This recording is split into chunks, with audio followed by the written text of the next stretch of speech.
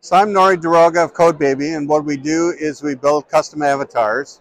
The avatars have AI and have the ability to have conversations and experiences with people who interact with them. So we started this company about 2012, and everybody laughed at us and said, this is not possible, and who's going to use it? So here we are a few years later, and this is what we do. So today's presentation is essentially going to be the evolution of customer service. Where were we? Where are we? Where are we going? The human touch, which is something that we specialize in. Our avatars have the ability through animation, through voice, to essentially create emotion and to be able to communicate emotions. Things like empathy, compassion, and so on. Would you prefer I use the microphone? Okay, we'll do that. And then we're going to look at some of the real-world applications that we have put into play so far, and tell you really what we think the future is in terms of avatar and AR technology. So with that, many of us have seen this slide and realized that the evolution of technology has taken place at a very gradual pace originally from the start of the telephone. And with chatbots and AI, it has really accelerated. So somewhere along the line here, we probably should talk about the smartphone, because that really changed everything and created many of the social media and chatbot capabilities. So what are the challenges in the traditional model of customer service? The first one for me is load balancing. When you need to have somebody answer a phone call, they don't seem to be there.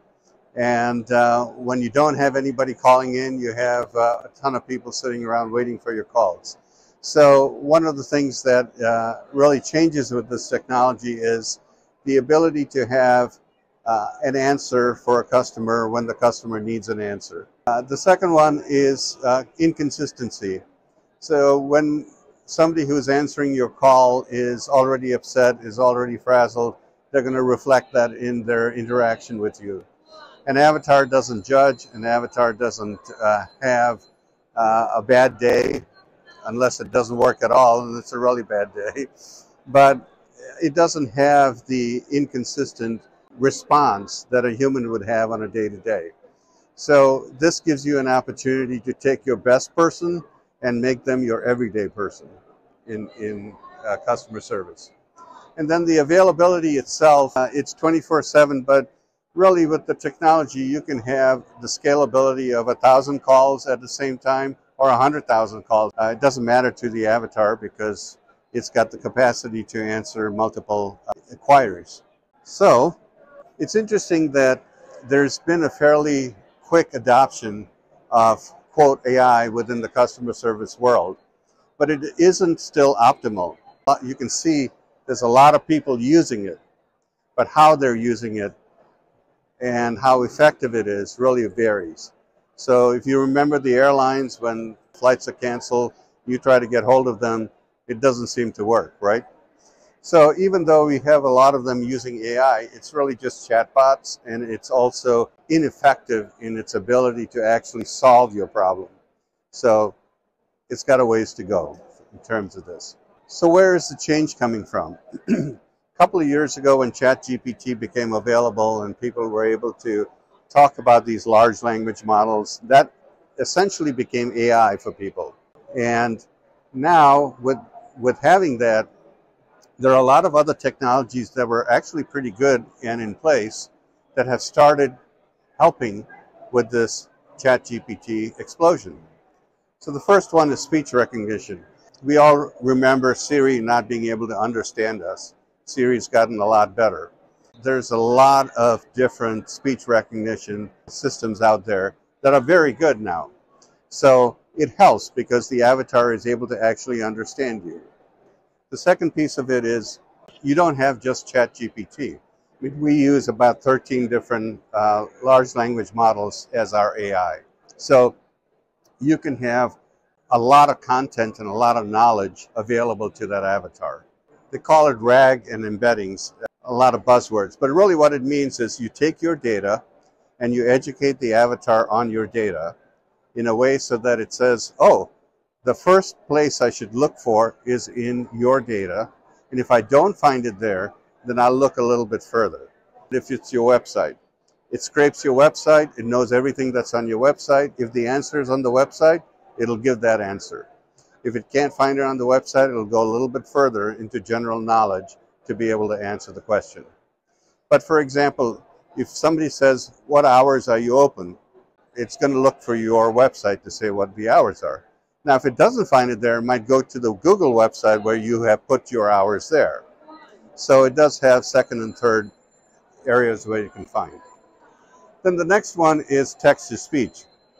We all remember the very robotic voices that we used to be. So here we've got the ability to actually clone voices now.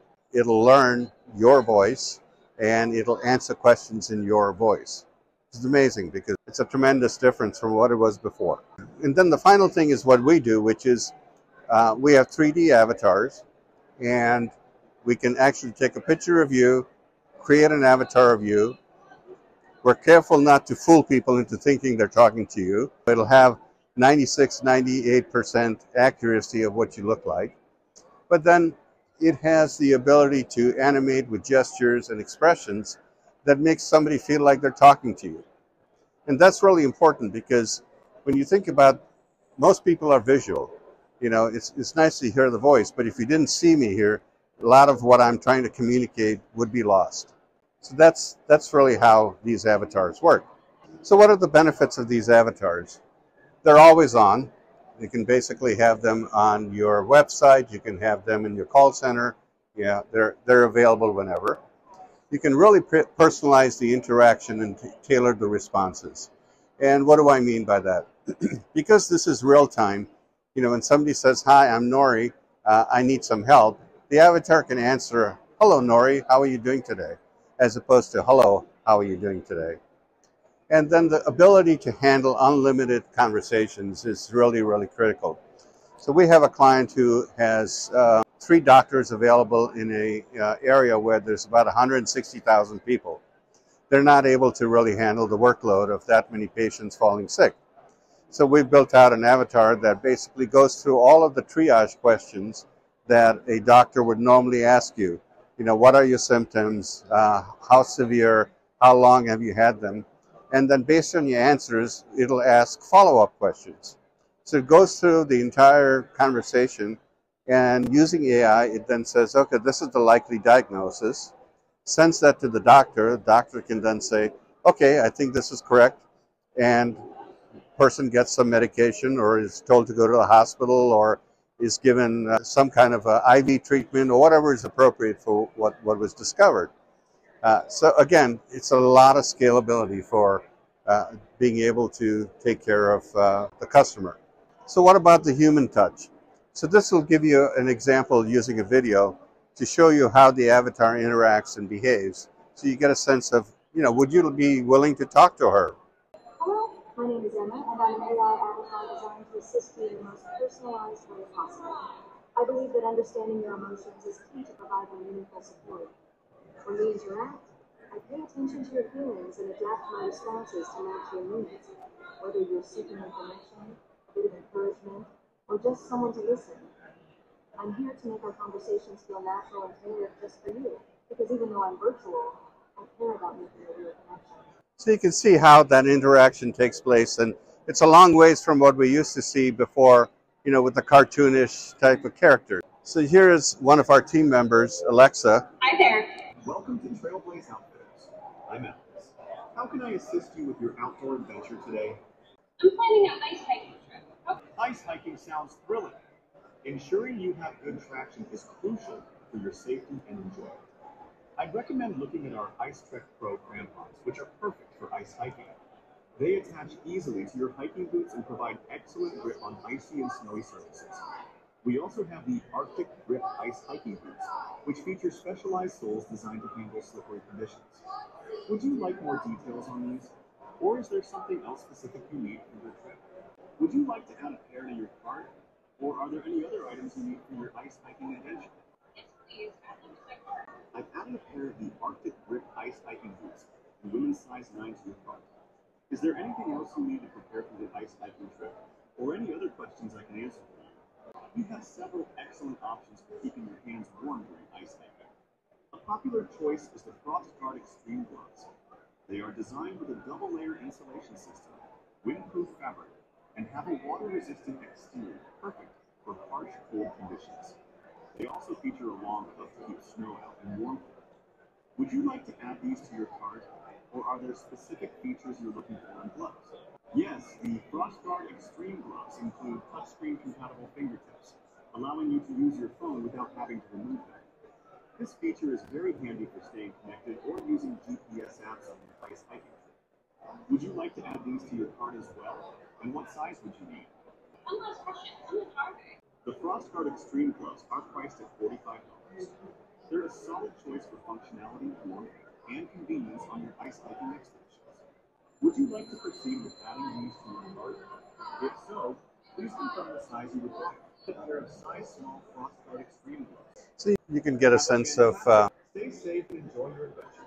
So it's possible for you to actually have a avatar that is selling for you in a retail environment.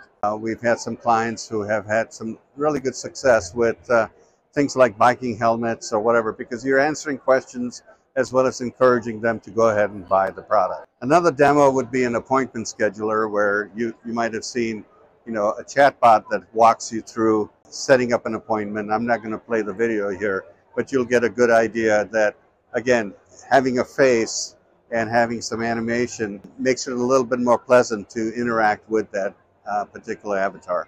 So a lot of what we focus on internally as a company is to make sure that our ethics are very much aligned with what we expect ourselves to be treated as. So from a standpoint of transparency, we want to make sure that somebody is always aware that they're interacting with artificial intelligence, that they're not really talking to a human who is trying to convince them to do something. So you don't want an image of your doctor and think you're talking to the doctor. You want to know it's a substitute for the doctor. We take great pride in our data security measures and our compliance with both U.S. as well as international regulations on privacy and data security. So all of that is part of, we've signed a pledge that that's how we're going to run our company and that's how we're going to communicate. A lot of people haven't experienced it yet, but it'll certainly become the way that we interact with websites and with phones and with other devices over time. So this is an opportunity for us to kind of tell you where things are. Our booth is just around the corner, and we actually have a holographic device, which is even more realistic with the avatar than a flat screen like you would see here. Okay, so that's my presentation. Questions? So we have about 150 languages that are integrated, and we have the ability to do your voice, your persona, but there are also standardized voices that are available. So we partner with a lot of companies. If our customer told us that they wanted 5 languages, yes, that would be fine. But if you suddenly talked in Chinese, they wouldn't know that until the client called us up and said, I want somebody to be able to speak in Chinese. That would be a different language model than yours. Large language models, we have several of those, but the ability to communicate in different languages, that comes from a completely different source. So that's where text to speech and speech to text. Guys, thank you. This is a pleasure.